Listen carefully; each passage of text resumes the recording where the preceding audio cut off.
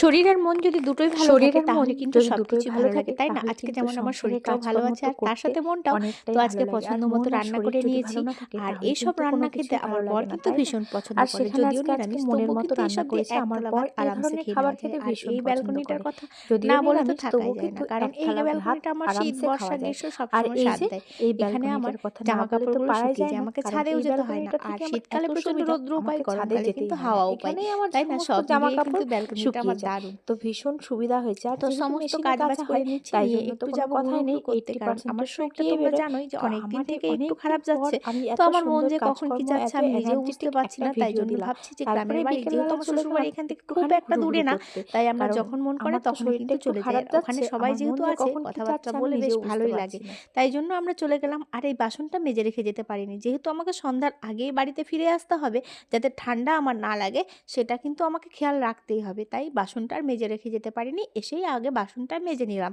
জামা কাপড় ছেড়ে। কারণ বেশি নিয়ে এঁঠো বাসন রাখা আমার মোটেও ভালো লাগে না। রান্নাঘর অপরিষ্কার থাকলে আমার যেন মন থেকে শান্তি আসে না। আর এই একার সংসারে কিন্তু এটা একটা দারুণ সুবিধা। কখন তারপরে কার এই কাজ যে কখন করলে বাসনপত্রগুলো কেউ সব তোমাকে ধুয়ে বলতেও নেবার আসবে না, কেউ অনেকদিন পর দেখতেও আসবে এত না। বড় সব একটা রকম ভিডিও সংসারে তোমাদের সব সাথে রকম একটা শেয়ার করছি। সুবিধা প্লিজ অসুবিধা থাকে। একটু কষ্ট সবকিছু করে মানিয়ে দেখে নিয়েই নিও। আমাদের চলতে হয়, তাই না? এই বাসনপত্র তো আমার জীবন। ধোয়া মাজা হয়ে গেছে। এসেই কিন্তু আগে চাটা খেয়ে নিয়েছিলাম। ওখান থেকে যদিও খেয়ে এসেছি তবুও বাড়িতে এসে যেন চা না খেলে মন ভরে না। জলটাও ফুটে আর গেছে আর এদিকে আমি এখানে আমি জলটাও গরম আটাটাও রেডি করতে করে দিয়ে নিই। তো দিয়েছি, আটাটা যেহেতু মেখে রুটি নিই, করব নিয়ে আর আটাও তরকারি মাখা তো হয়ে আছেই। গেছে আর তো এদিকে সেটা রুটিটাও দিয়ে আমি রুটি করে খাওয়া ফেলেছি। হয়ে যাবে। কারণ রুটি করতে খুব একটা বেশি আর এই যে সময় আমার সমস্ত লাগে না। কিছু আগে তো গুছিয়ে নিয়ে একদমই পারতাম না, তবে এখন কিন্তু আমি এক্সপার্ট হয়ে গেছি।